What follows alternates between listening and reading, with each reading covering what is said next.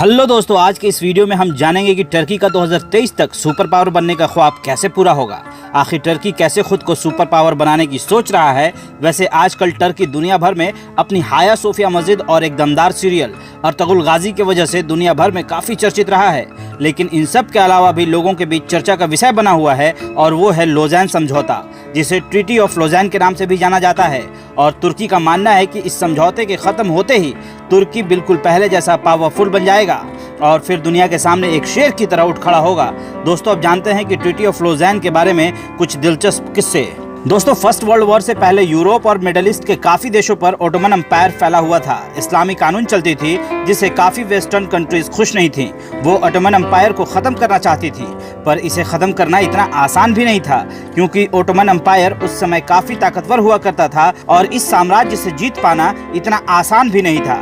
जिसके बाद इस साम्राज्य के दुश्मनों ने इसको गिराने के लिए साजिशें रचना शुरू कर दिया और इस सल्तनत के अंदर अपने जासूसों को भेजना शुरू किया और इस साम्राज्य के कुछ गद्दारों ने दुश्मनों का साथ देना शुरू किया, जिसके वजह से ओटोमन एम्पायर कमज़ोर होता चला गया। और फर्स्ट वर्ल्ड वॉर के दौरान ओटोमन एम्पायर को ख़त्म करने के लिए बहुत सारे दुश्मन देश इनके खिलाफ बगावत पर उतर गए, जिसमें लगभग सभी पश्चिमी देश शामिल थे, जैसे कि अमेरिका, फ्रांस और ब्रिटेन। जिस युद्ध में ओटोमन साम्राज्य हार गया, जिसके बाद सभी देश इससे अलग हो गए, लेकिन तुर्की इससे पीछे नहीं हटा।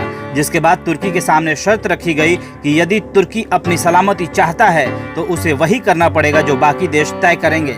चूँकि तुर्की अकेला हो चुका था और उस वक्त काफ़ी कमज़ोर भी हो चुका था, जिसके बाद तुर्की को उनके सामने झुकना ही पड़ा। जिसके बाद तुर्की के सामने ट्रीटी ऑफ लोज़ान का प्रस्ताव रखा गया और इसमें ऐसी शर्तें रखी गई जिसने तुर्की को पूरी तरह से तोड़ कर रख दिया, जिसका मतलब था कि आने वाले 100 सालों के लिए तुर्की को एक कोने में फेंक दिया जाना। जो तुर्की वर्ल्ड वॉर से पहले ताकतवर साम्राज्य था, आज अपने ही गद्दारों की वजह से बर्बाद हो चुका था।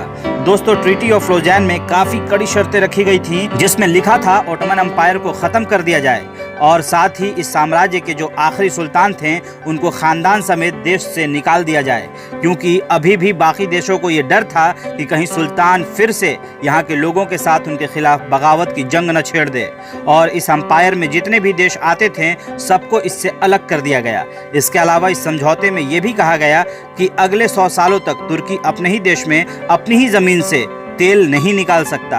मतलब इसे तेल बाहर देशों से खरीदना पड़ेगा, क्योंकि इन्हें पता था कि तुर्की में भी अरब की तरह ज़मीन में काफ़ी तेल है, जिससे तुर्की अपनी इकोनॉमी को बहुत जल्दी ऊपर उठा सकता है। इसके आगे ये भी शर्त रखी गई थी कि तुर्की में जो सी पोर्ट है वो एशिया और यूरोप को आपस में जोड़ती है और उसके बीच से अलग अलग देशों के जहाज बिजनेस के तौर पर इधर से उधर जाया करते हैं और उन जहाज़ों से तुर्की अब टैक्स नहीं लेगा। ऐसी बहुत सारी शर्तों के साथ तुर्की को पूरी तरह से निचोड़ लेने की नीयत थी और आगे कभी तुर्की सर उठाने की हिम्मत न कर सके। लेकिन 2023 में ये एग्रीमेंट खत्म होने जा रही है, यानी 2023 के बाद तुर्की फिर से बाहें फैलाएगा और अपने ऊपर जमा धूल हटाने की कोशिश करेगा। यानी अब 2023 के बाद तुर्की अपनी ज़मीन से तेल भी निकालेगा और अपनी सी पोर्ट से जाने वाली शिप से टैक्स भी वसूलेगा। और अब ये सारी बातें अर्दोगान अपनी स्पीच में भी बोलते नजर आते हैं, क्योंकि अर्दोगान तुर्की को सुपर पावर कंट्री के रूप में देखना चाहते हैं, जिसकी बेचैनी अमेरिका और रशिया में अभी से देखी जा सकती है।